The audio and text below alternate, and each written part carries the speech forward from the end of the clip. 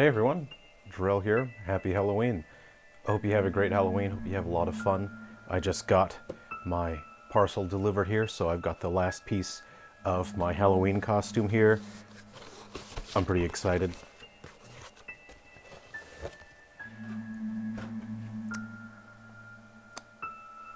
That is significantly more kissable than I thought that was going to be when I ordered it. This isn't going to make any sense. My outfit doesn't make any sense anymore. Too kissable. Well, alright, I'll just put one of these on. Okay, saved it. My outfit doesn't make sense anymore.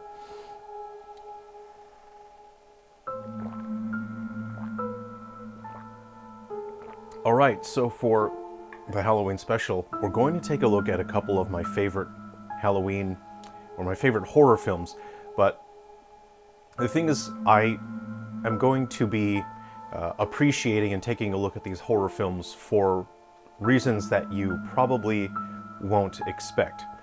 I really appreciate older films, but I obviously really enjoy horror films, but these in particular, I really enjoy.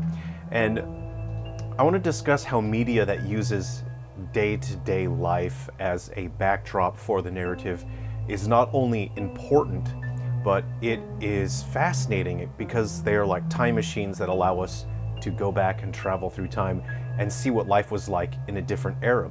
This is so specific, and it requires such very specific requirements because it requires the media to have been created with absolute earnestness and honestness, with no cynicism. And I'll explain that as we go along. So I will be skipping through these movies at some timestamps that I've written down, and I'll be going through 3 films here. You may recognize them. The first we are looking at is Halloween from '78, I believe. So I'm just going to go ahead and skip to 1431, and I'll just let a little scene play out here. Well, 1431, close to it.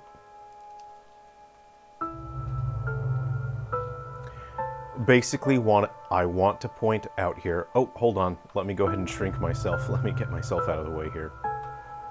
All right, and... Whoa! I'm too small. Okay. That's probably good here. Take a look at these suits. Now, I don't want to make this channel about me, but check out these suits, right?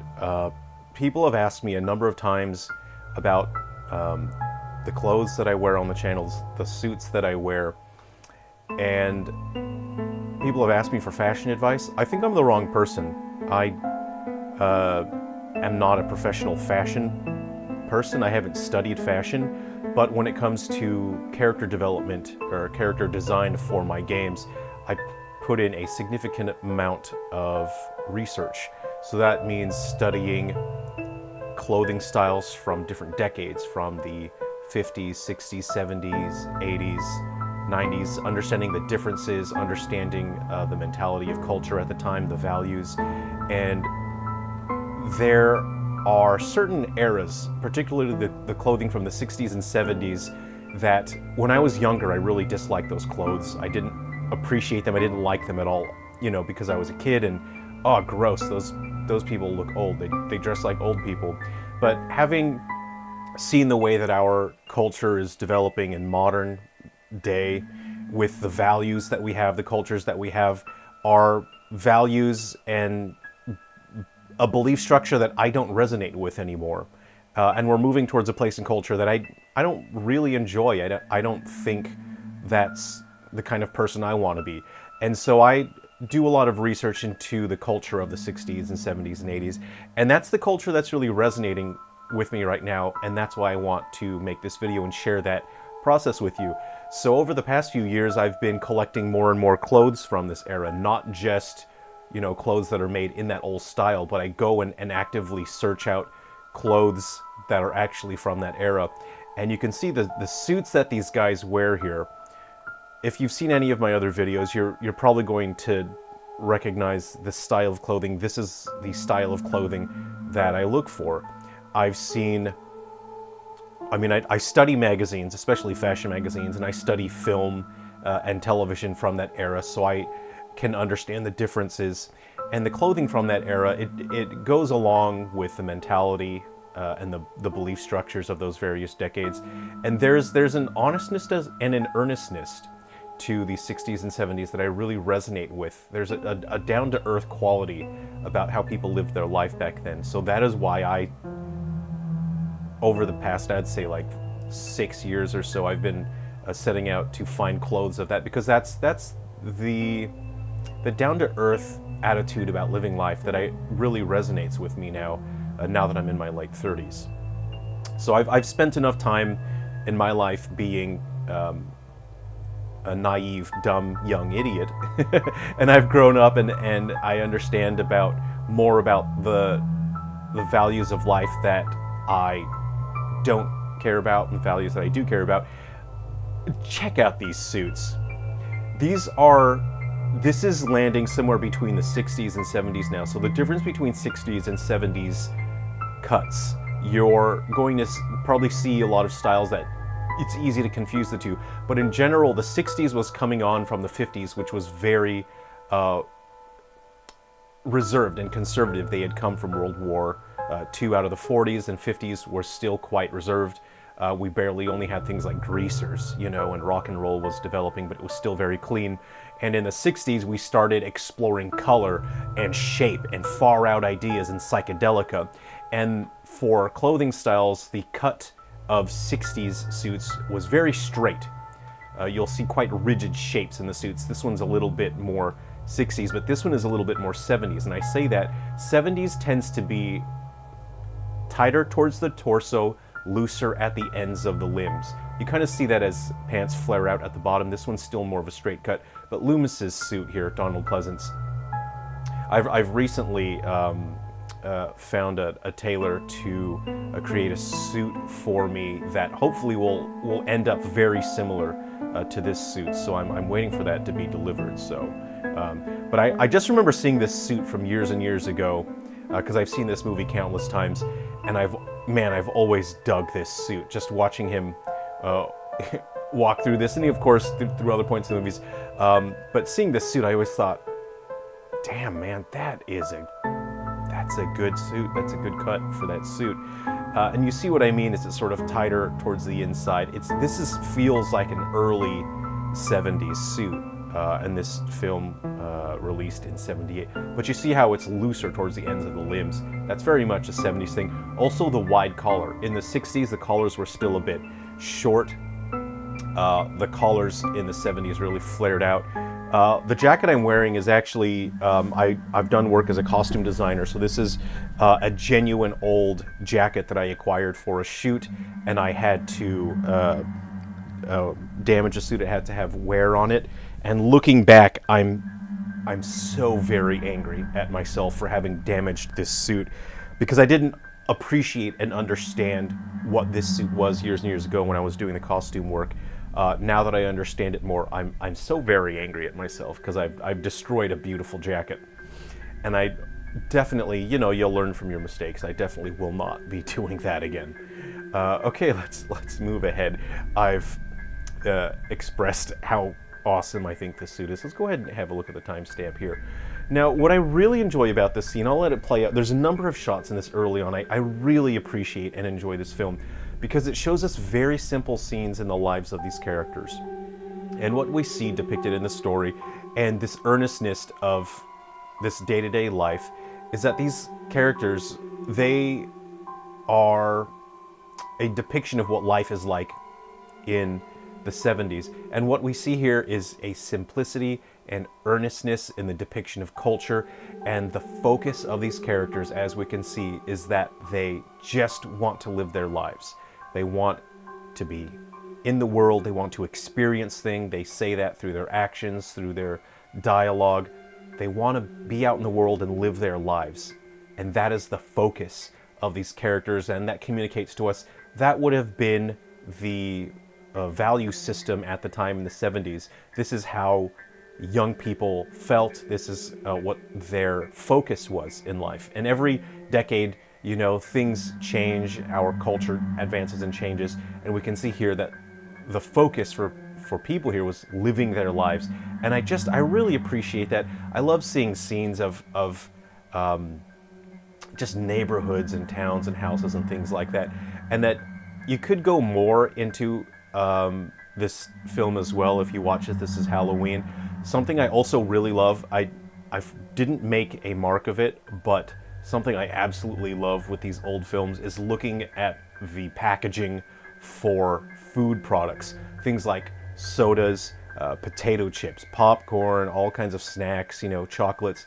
I absolutely am so fascinated seeing the branding and the packaging for those things, because they always change from decade to decade, and that ties in very tightly to how artists feel at the time, how marketing and how companies feel at that time. And you get to see differences, you get to see simplicity and difference in the shapes and the colors, and the packaging always looks so interesting, because you can tell that there's no way they would do packaging like that these days, and it's interesting to try to pick out differences and understand why. I'll go ahead and switch to Friday the 13th now, but if you haven't seen Halloween, this is an excellent film. It's so different from anything that we would ever see made these days. So I'll find my timestamp here for Friday the 13th, and this film, I always enjoy watching this film. This scene always hits me pretty hard. It always resonates with me. It's so simple, it's so small, it's so short, and it just depicts this small little town. These are the sort of little towns that I really enjoy exploring. When I go on adventures and road trip, I get in my car and I just drive. Maybe I don't even necessarily have a destination. I just go and drive, and I love finding little towns like this and exploring the little shops, finding restaurants or saloons to just sit and meet people and hang out with people and talk. And that's kind of what you see here.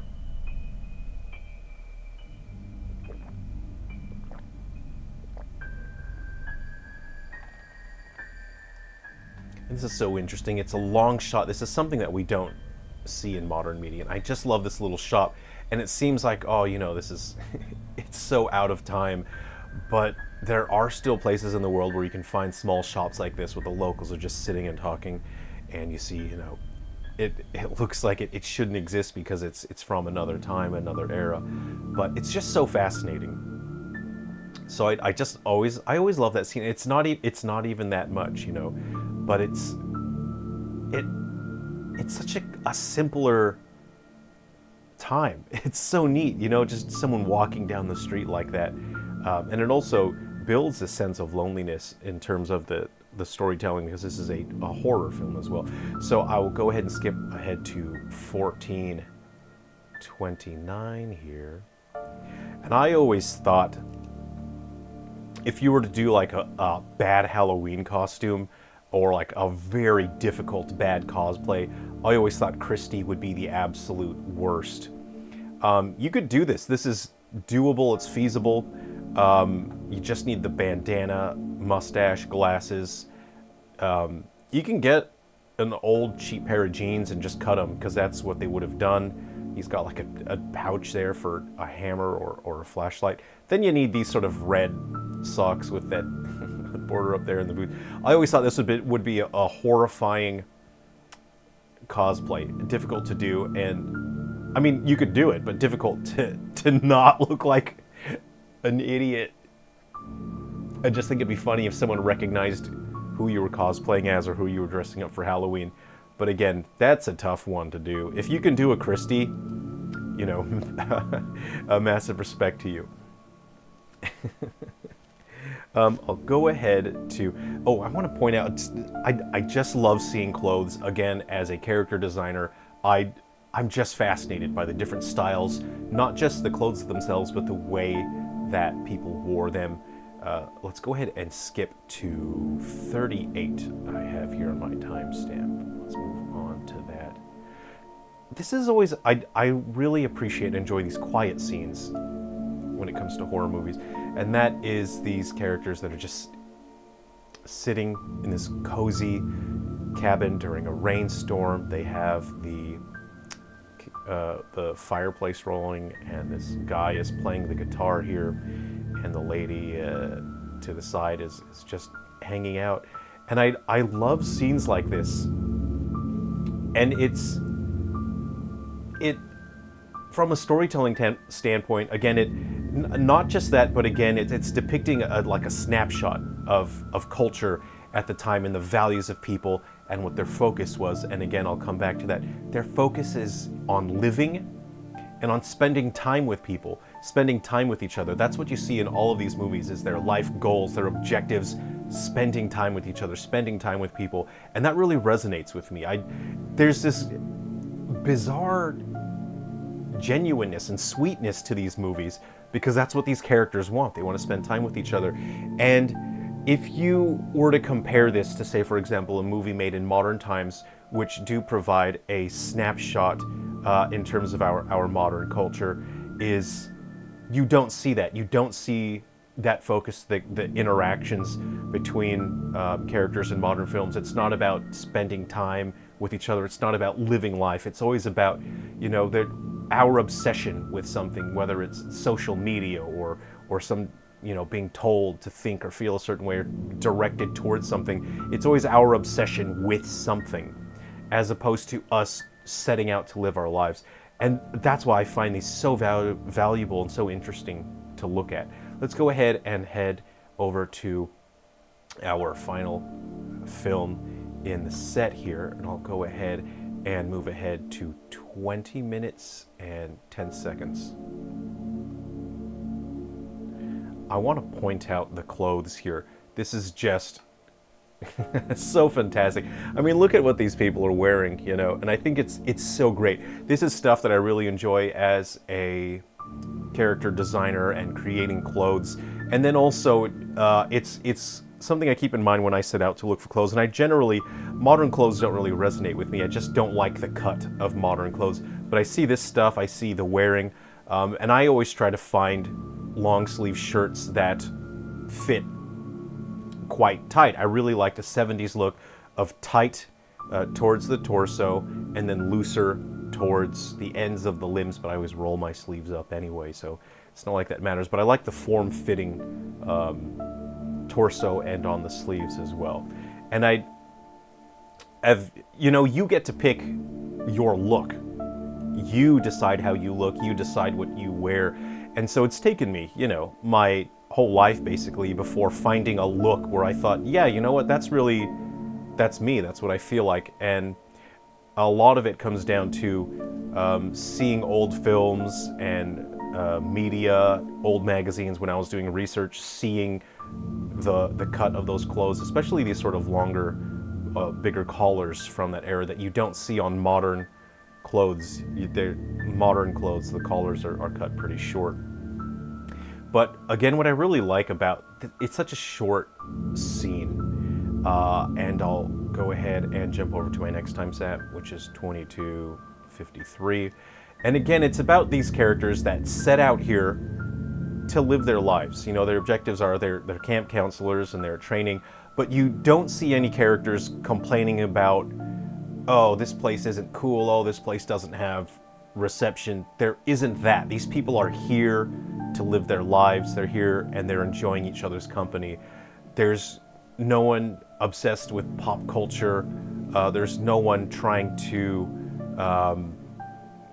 there's no one like enforcing memes and speaking in meme culture and relying on some external factor to tell them how to communicate, to tell them how to think, to tell them how to live their lives. And that's why I really love these scenes, and it's odd that these horror films are often some of the most honest films and honest stories when it comes to writing and scenes like this. Some of my absolute favorite scenes in this, and this is Friday the 13th Part 2. We'll go ahead and hop up to 2807 just briefly here. And again, I really like this scene. Its characters, again, spending time with each other. Even this guy, even though he has a video game, he's still socializing. I mean, if you can call that a video game, can you? But I think this is just such a cozy scene.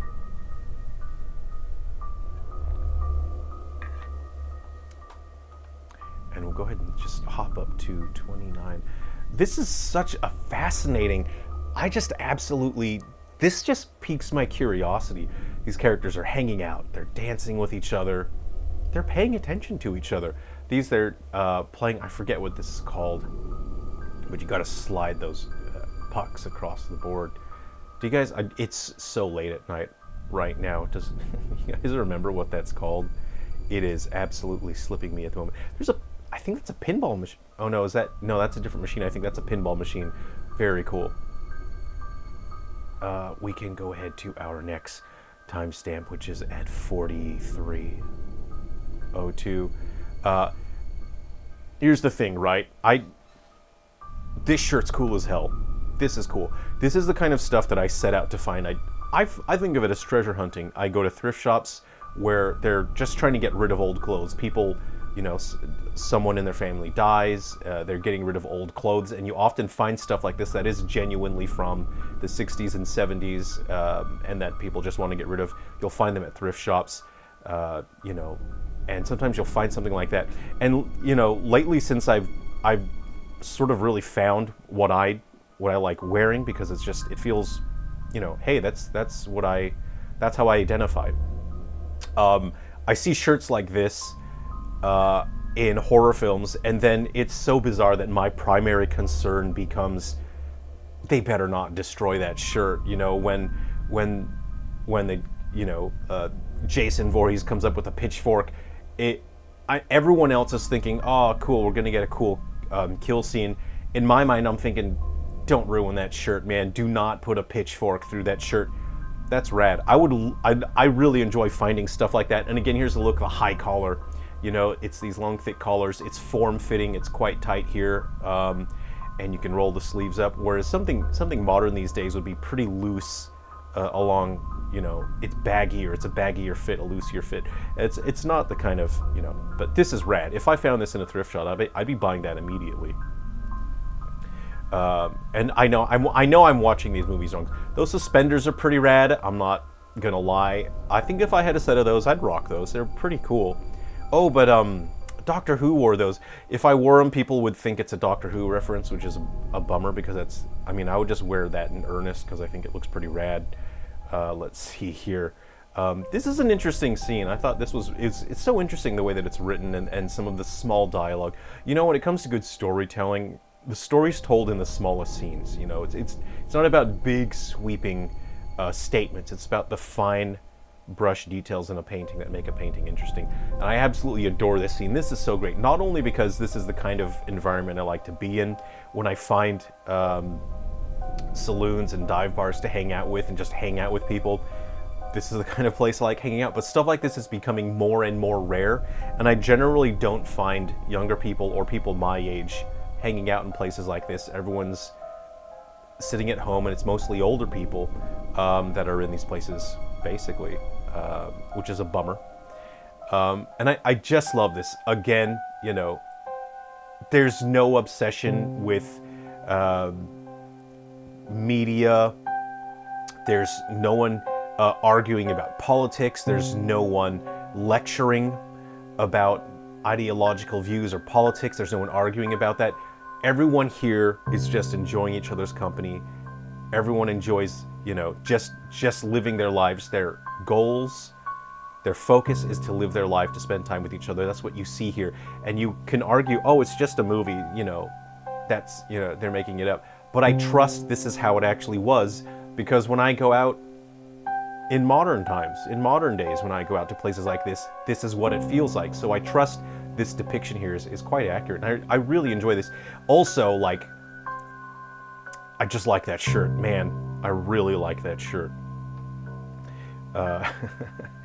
And we've got another timestamp here. Okay, we'll skip that. And I think we're at our last stop here is at 1:20. I think I'm just going to hold this frame here. Oh, she's going to do that. This is a cool... I don't want to put spoilers now that I think about it. Just don't want to ruin it for anyone. But, enjoy these movies. Check them out. Not just from a horror perspective, but they're just fun movies. They're really great. They're really enjoyable. if you don't like the gore and stuff like that, if it's not your cup of tea, then hey, but from a perspective of sort of traveling back in time, seeing the food branding, seeing the attitudes of people from that time and their focus in life is so refreshing. I find these films so refreshing. And it's a bizarre thing to say because at the time back then, people would have said, oh, this is terrible garbage smut. Oh, it's just a slasher, just a gory thing.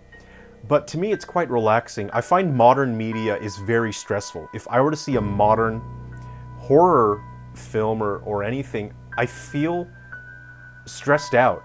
Everything it feels like it's telling me what to think and how to feel, and it's constantly lecturing me. And it's saying, you need to think like this. You have to know, you have to be up to date with all of our modern jokes, all of our references, all of our memes. You have to know those, or you're out of the loop, you're not in the tribe, you are going to be excluded. And everything in modern media just doesn't feel comfortable to me.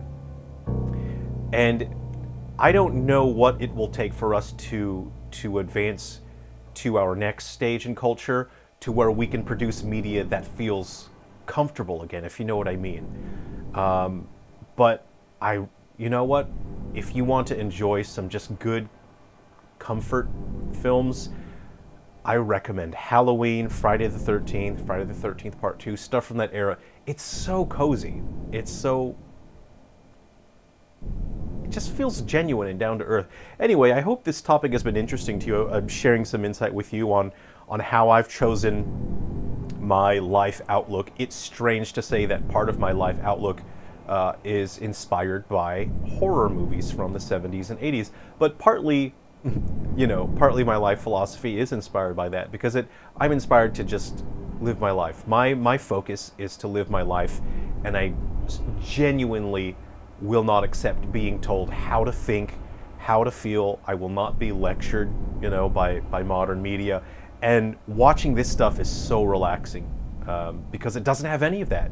It's just about telling a story. It's about a snapshot in time. So happy Halloween, everyone. I would say this is probably going to be the weirdest Halloween special you'll ever see, because all I did was talk about clothes that characters wore in these old horror movies, which I think I'm not watching these for the right reasons. So thanks for watching my very weird Halloween special. Have fun out there. I'm going to be honest with you. I have eaten a ton of candy. I generally don't eat any candy at all. It's Halloween. I'm feeling so jacked up on sugar right now.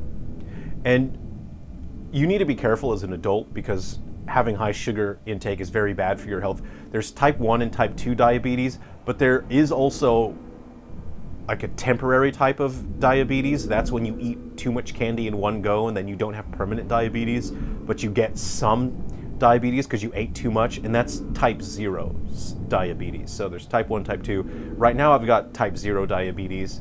When I wake up tomorrow, it'll probably be gone. I'm probably rambling and ranting because I'm jacked up having eaten so much candy. But it's Halloween, spoil yourself. Have yourself a Butterfingers.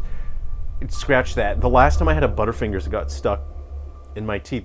Does anyone out there still like Butterfinger? I think that's probably the worst chocolate bar. I'm rambling. This is why you shouldn't have so much candy. You're going a mile a minute. Thanks for watching my very weird Halloween special. See you around.